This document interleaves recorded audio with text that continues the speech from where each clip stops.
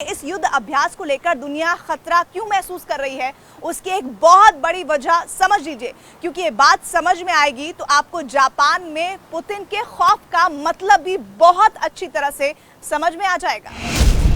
पूर्व रूसिया रे बा साइबेरिया रे रूसियार सामरिक सामग्री ठीक सेहीपरि जमा हेउछि, ठीक जेपरि यूक्रेन उपरे आक्रमण करबा पूर्वरु बेलारूस और यूक्रेन सीमा रे जमा करथिले पुतिन। तेबे एही समराभ्यासर ना थिला जपाट 2021।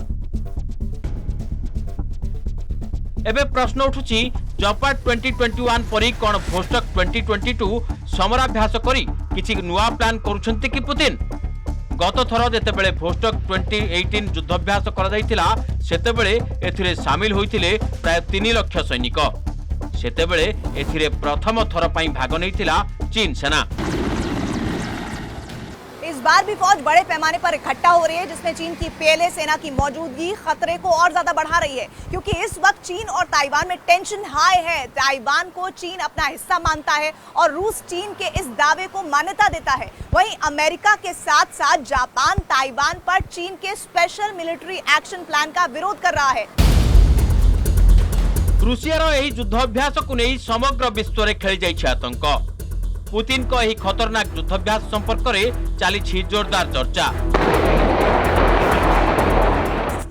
अमेरिकीय गणमाध्यम रूसीय समराभ्यासर संवाद प्रकाश पाउछि। जापान रे रूसियार युद्धाभ्यास विषय भी आलोचना हेउछि। आ अरब देशर गणमाध्यम रे भी रूसियार युद्धाभ्यास को नहीं चर्चा। यूरोप रु चीन पर्यंत पुतिन को एही युद्ध प्रस्तुति नहीं प्रकाश पाउछि नाना खबर। साइबेरियार समतल भूमि रे रूसियार एपरी विशाल बाहिनी शत्रु को दमन करने लगी ओह्लाइछि। एही युद्ध क्षेत्र रे युद्ध अपेक्षा युद्धर समय अधिक गुरुत्वपूर्ण, कारण जेतेबेले शीत दिने एठारे तापमात्रा -50 डिग्री रे पहुंचे सेतेबेले रूसियार एही अंचल सबुठारु शीतल अंचल रे परिणत हुए। तबे एठाकार समराभ्यास एपरी निष्ठुर पागरे हेबो नाही।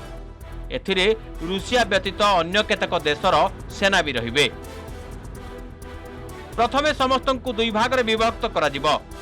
एहा परे उभय पक्षरु आरंभ हेबो आक्रमणर अभ्यास, ठीक जेमिति रूसिया यूक्रेन निकट यार सीमारे करिछि। आ ठीक तापरे यूक्रेन उपरे होइथिला आक्रमण। सवाल है कि इस बार भी पूर्वी मोर्चे पर अगर इतने बड़े पैमाने पर फौज इकट्ठा होगी तो क्या पुतिन यूक्रेन जैसी ही एक और जंग की तैयारी तो नहीं कर रहे हैं? इसका डर अब जापान और अमेरिका को भी सताने लगा है।